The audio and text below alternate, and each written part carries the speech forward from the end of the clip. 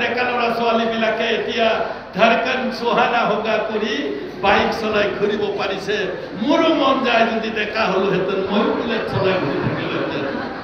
AGP আছিলো নহয়, মই মন্ত্ৰীও আছিলো। আমিয়ে ফেল মাৰছো। AGP fail, Congress fail, BJP fail, সব ফেল। হাগ্ৰামা ডাঙৰীয়া পাছ হ'ল।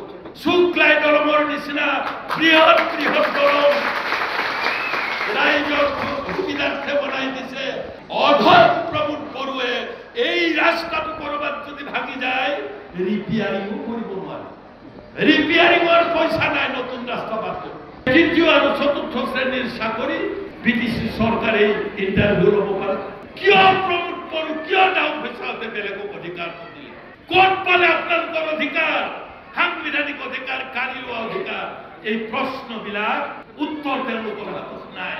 উত্তৰত ক'ব তেওঁলোকে 500 টকা লগ ভোটটো দিয়ক, 1000 টকা লগ ভোটটো দিয়ক। তাৰ বাবে তেওঁলোকৰ হাতত উত্তৰ নাই। অকল সেয়াই নহয়, সমগ্ৰ অধিকাৰ। আজি হাগ্ৰামা মহিলাৰী ডাঙৰীয়াই হিন্দু, মুছলিম, শিখ, জৈন, খ্ৰীষ্টান সকলো জাতি আৰু ধৰ্ম আৰু বৰ্ণৰ মানুহক একেলগে লৈ আগবাঢ়িছে। আপোনালোকে জানে বড়োসকলৰ বিপৰীতে অবড়ো সংগঠন এটা গঢ় লৈ উঠিছিল। তেওঁলোকৰ নেতৃত্বত দুবাৰ KMP জিকিছে কোকৰাঝাৰত হীৰা হৰণীয়া। তেওঁলোকৰ ধাৰণা আছিল যে বড়োসকলে অবড়োসকলৰ ক্ষমতা কাঢ়ি লৈ যাব। কিন্তু দীঘলীয়া দিনৰ অন্তত হাগ্ৰামা মহিলাৰী ডাঙৰীয়া এই BPFৰ নীতি আৰু আদৰ্শ হিন্দু, মুছলিম, শিখ, জৈন, খ্ৰীষ্টান সকলো জাতি ধৰ্মক লৈ আগবঢ়াৰ যি নীতি আছিল পলমকে হ'লেও তেওঁলোকে বুজি পাইছে। আৰু হীৰা হৰণীয়াৰ নেতৃত্বত গঠন হোৱা GSP ৰাজনৈতিক দলে হাগ্ৰামা মহিলাৰীৰ লগত আপোনালোকৰ লগত একেলগে ইলেকশ্যন খেলিম বুলি ঘোষণা কৰিছে। আমাৰ কাৰণে কিমান গৌৰৱৰ কথা। ভুল ভাঙিছে তেওঁলোকৰ। আমি কোনো অনা ট্ৰাইবেলৰ বিৰোধী হাগ্ৰামা নহয়। অনা ট্ৰাইবেলৰ বিৰোধী আমাৰ BPF কৰা সকল নহয়, বৰঞ্চ আমি তেওঁলোকৰ বন্ধু। আজি প্ৰমোদ বড়ো একবাৰ CM হৈছে। মনে মনে মই বহুত ভাল পাইছো। মই বহুত ভাল পাইছো। এইটো হাগ্ৰামা মহিলাৰী, এইটো প্ৰমোদ বড়ো মস্ত হাইৱে ৰাস্তা হাগ্ৰামা মহিলাৰী বনাইছে। এই শুক্লাই নদীৰ দলং আমিয়ে ফেল মাৰছো। এজিপি আছিলো নহয়, মই মন্ত্ৰীও আছিলো। AGP fail, Congress fail, BJP fail, সব ফেল। হাগ্ৰামা ডাঙৰীয়া পাছ হ'ল। শুক্লাই দলমৰ নিচিনা বৃহৎ বৃহৎ দলং ৰাইজৰ সুবিধাৰ্থে বনাই দিছে। আমাৰ ডেকা ল'ৰা ছোৱালীবিলাকে এতিয়া ধাৰকান সুহানা হোগা কৰি বাইক চলাই ঘূৰিব পাৰিছে। মোৰো মন যায় যদি ডেকা হ'লোহেঁতেন ময়ো বুলেট চলাই ঘূৰি থাকিলোহেঁতেন। হাগ্ৰামা মহিলাৰীয়ে দিছে। অধৰ প্ৰমোদ বড়োৱে এই ৰাস্তাটো কৰবাত যদি ভাঙি যায় ৰিপেয়াৰিঙো কৰিব নোৱাৰে। ৰিপেয়াৰিঙৰ পইচা নাই নতুন ৰাস্তা বান্ধব। বৃহৎ বৃহৎ ফাঁকি দি আছে প্ৰমোদ বড়ো ডাঙৰীয়া। এইবিলাকৰ উত্তৰ দিয়ক প্ৰমোদ বড়োৱে। হাগ্ৰামাক গালি পাৰিলে নহ'ব। তেওঁ প্ৰমোদ বড়োৱে নিজে কি কৰিলে? তেওঁলোকে এতিয়ালৈকে BTCৰ 4 সীমা ফাইনেল কৰিব নোৱাৰিলে, নটিফিকেশ্যন নহ'ল। তেওঁলোকে মুখেৰে কৈ থাকিলে নহ'ব, কাৰণ BTR যিখন চুক্তি এইখন ফাইনেল হ'ব লাগিব পাৰ্লামেণ্টত এতিয়া উত্থাপনে হোৱা নাই। গতিকে প্ৰমোদ বড়োহঁতে 5 বছৰ ঘাঁহ কাটিলে নেকি? ইয়াত আমাৰ ডাও পইচাহঁতে ঘাঁহ কাটিলে নেকি তেওঁলোকে 5 বছৰে? যে তেওঁলোকে কৰা চুক্তিখন 5 বছৰত একো কৰিব নোৱাৰিল। 2003 চনত যিখন চুক্তি হৈছিল BTC চুক্তি, সেইটোতো হাগ্ৰামা মহিলাৰে 100 দিনৰ ভিতৰত আটাইবিলাক কাম চেছ কৰিছে। গতিকে মই ভাবো যে প্ৰমোদ বড়ো কমপ্লিটলি ফেইল কৰিছে।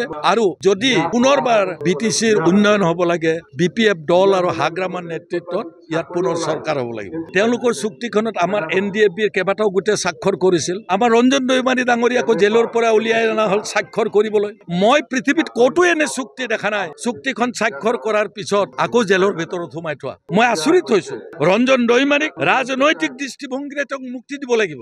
আইনৰ গণ্ডিৰ ভিতৰত ঠেলি দি চিৰজীৱনৰ কাৰণে ৰঞ্জন দৈমাৰী বা তেওঁৰ লগত যিবিলাক সতীৰ্থ আছিল তেওঁলোকৰ ওপৰত যি কেছ জাপি দিয়া হৈছিল, সেইটো কেতিয়াও চুক্তিখনৰ যিটো মেইন ভেলু, সেই ভেলুটো কিন্তু নাথাকে। বহুত আপত্তি আহে আমাৰ ওচৰত। যিবিলাক প্ৰাক্তন NDFB আছে, যিহেতু কেইবাটাও গোট আছে, তেওঁলোকক এতিয়াও সংস্থাপন দিয়া হোৱা নাই বহুতকে। তেওঁলোকে ক'ত কেনেকে কষ্ট কৰি খাই আছে তেওঁলোকে লাগ পালে আমাক কয় আমি এছেম্বলিত উঠাইছো গতিকে প্ৰমোদ বড়ো আৰু প্ৰমোদ বড়োৰ চৰকাৰখনে লগত বিজেপিও আছে বিটিচিত তেওঁলোকে কোনো কাৰণতেই আমাৰ বিটিচিৰ মানুহৰ আশা আকাংক্ষা পূৰণ কৰিব পৰা নাই ফেল কৰিছে আমি বিপিএফ দলে পিএনবি আৰু CWCত কেইবাটাও গুৰুত্বপূৰ্ণ সিদ্ধান্ত লৈছো সেই সিদ্ধান্তবিলাক হৈছে আমি শিক্ষিত নিবনুৱা যুৱকসকলৰ কাৰণে কি কৰিম যিসকল পঢ়ি আছে BA MA MSc MCom পঢ়িছে তেওঁলোকৰ ওপৰত মহিলাসকলৰ ওপৰত প্ৰাপ্তবয়স্ক যিবিলাক 60 বছৰতকৈ বেছি বয়সৰ তেওঁলোকৰ সম্পৰ্কত কি আমি চৰকাৰত আহিলে কৰিম এই সম্পৰ্কে আমাৰ সিদ্ধান্ত লোৱা হৈছে তাতকে গুৰুত্বপূৰ্ণ কথা হৈছে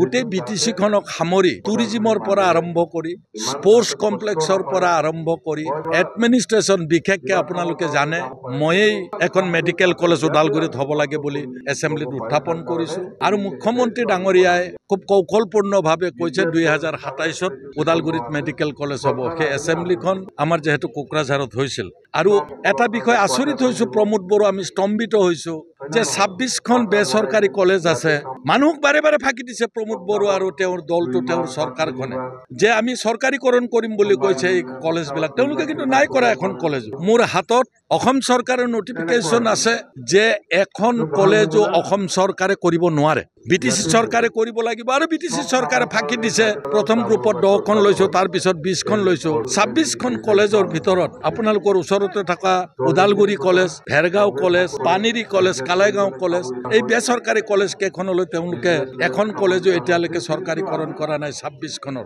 ইমান ডাঙৰ ফাঁকি দিছে য'ত আমাৰ হাজাৰ হাজাৰ পিছপৰা অঞ্চলৰ ডেকা ল'ৰা ছোৱালী পঢ়ে আৰু বহু শিক্ষক তাত জড়িত হৈ আছে তেওঁলোকে কিন্তু ভ্ৰক্ষেপ কৰা নাই তেওঁলোকে বাৰে বাৰে কৈছিলে 5 বছৰ আগতে তেওঁলোকৰ নিৰ্বাচনী প্ৰতিশ্ৰুতি হাইস্কুল ME স্কুল যিবিলাক আছে চৰকাৰীকৰণ কৰি প্ৰভিন্সিয়েলাইজেশ্যন কৰিম তেওঁলোকে নকৰিলে বৃহৎ ফাঁকি দি আছে প্ৰমোদ বড়ো ডাঙৰীয়া এইবিলাকৰ উত্তৰ দিয়ক প্ৰমোদ বড়োৱে হাগ্ৰামাক গালি পাৰিলে নহ'ব তেওঁ প্ৰমোদ বড়োৱে নিজে কি কৰিলে তেওঁলোকে এতিয়ালৈকে বিটিচিৰ 4 সীমা ফাইনেল কৰিব নোৱাৰিলে নটিফিকেশ্যন নহ'ল তেওঁলোকে মুখেৰে কৈ থাকিলে নহ'ব কাৰণ BTR যিখন চুক্তি এইখন ফাইনেল হ'ব লাগিব পাৰ্লামেণ্টত এতিয়া উত্থাপনে হোৱা নাই গতিকে প্ৰমোদ বড়োহঁতে 5 বছৰ ঘাঁহ কাটিলে নেকি ইয়াত আমাৰ ডাউ বৈচাহঁতে ঘাঁহ কাটিলে নেকি তেওঁলোকে 5 বছৰে যে তেওঁলোকে কৰা চুক্তিখন 5 বছৰত একো কৰিব নোৱাৰিল 2003 চনত যিখন চুক্তি হৈছিল বিটিচি চুক্তি সেইটোতো হাগ্ৰামা মহিলাৰে 100 দিনৰ ভিতৰত আটাইবিলাক কাম শেষ কৰিছে সংবিধানত অন্তৰ্ভুক্ত কৰাৰ লগে লগে বড়ো ভাষাক স্বীকৃতি দিয়াৰ পৰা আৰম্ভ কৰি ডেভেলপমেণ্টেল ৱৰ্কছ যিবিলাক আছিল আটাইবিলাক তেওঁ সম্পূৰ্ণ কৰিব পাৰিছিল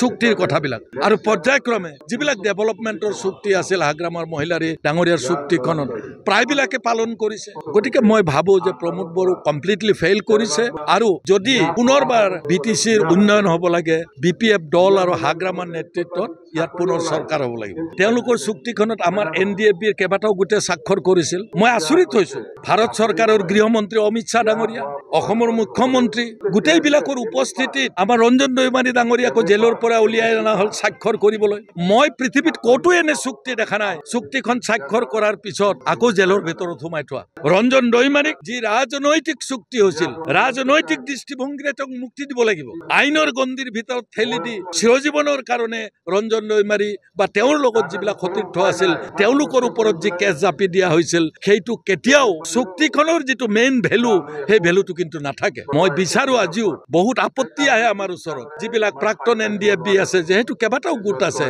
লেটেষ্ট গ্ৰুপৰ পৰা আৰম্ভ কৰি আৰম্ভণিৰ পৰা তেওঁলোকক এতিয়াও সংস্থাপন দিয়া হোৱা নাই বহুতকে তেওঁলোকে ক'ত কেনেকে কষ্ট কৰি খাই আছে তেওঁলোকে লাগ পালে আমাক কয় আমি এছেম্বলিত উঠাইছো আমাৰ BPFৰ MLA শৰণ বড়ো ডাঙৰীয়া স্পষ্টকৈ তাৰ ওপৰত প্ৰশ্ন আনিছে কিয় পুনৰ সংস্থাপন সকলোকে কৰা হোৱা নাই গতিকে প্ৰমোদ বড়ো আৰু প্ৰমোদ বড়োৰ চৰকাৰখনে লগত বিজেপিও আছে বিটিচিত তেওঁলোকে কোনো কাৰণতেই আমাৰ বিটিচিৰ মানুহৰ আশা আকাংক্ষা পূৰণ কৰিব পৰা নাই ফেল কৰিছে